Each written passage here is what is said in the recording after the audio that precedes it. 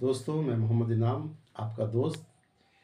ज़बान क्या चीज़ होती है और ज़बान के मज़े क्या होते हैं? अक्सर लोग ज़बान के मज़े की खातिर मौत को भी भूल जाते हैं। होता ये है कि आज के टाइम में ऐसे-ऐसे फूड चल रहे हैं, जंक्स फूड चल रहे हैं, जो इंसान को बड़ा नुकसान पहुँचा रहे हैं।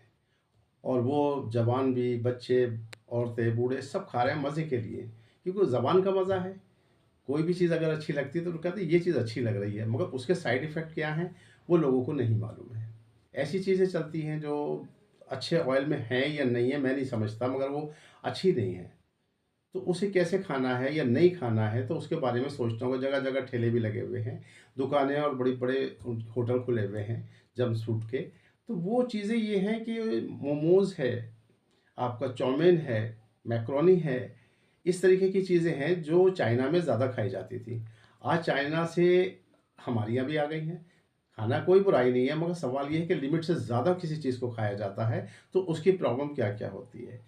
वो खाना किस लिए, एक ज़बान हमारी सिर्फ़ थोड़ी-सी 3 इंची, 4 इंची, 5 इंची अंदर तक कितनी होगी, उसमें ज़रा देर का मज़ा होता है। हमने थोड़ा-सा खाया और ये बहुत अच्छी और टेस्टेबल है, मिर्च भी अच्छी है, मसाले भी अच्छे हैं, बहुत बढ़िया है। उसके बाद जब वो हलक से नीचे उतरती है, वो मैदे में जाती है और मैदे में जाने के बाद में वो मैदा की बनी हुई होती है। जब मैदा की बनी हुई चीज़ें हैं, वो मैदा की चीज़ें जो हैं, वो लीवर पे हमारे मैदे के ऊपर अटैक करती हैं, वो चिपक जाती हैं।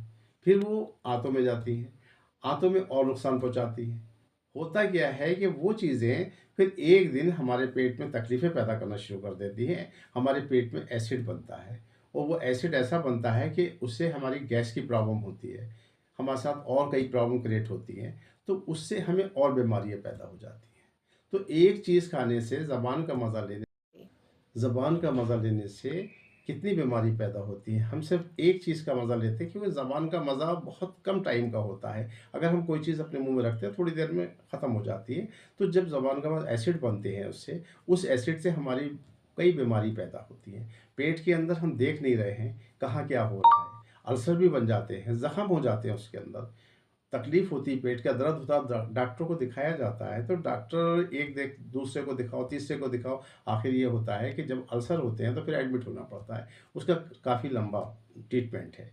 तो इसलिए इन चीज़ों से बचें, इन चीज़ों को ना खाएँ, क्योंकि एक चीज़ की वजह से कई नुकसान होते हैं। थोड़े से मज़े के लिए हम 2 नुकसान कर रहे हैं। एक तो हम खाना खा के 10 मिनट का, 15 मिनट का मज़ा ले रहे हैं। दूसरी बात ये है, वो हमें नुकसान पहुँचा रहा है।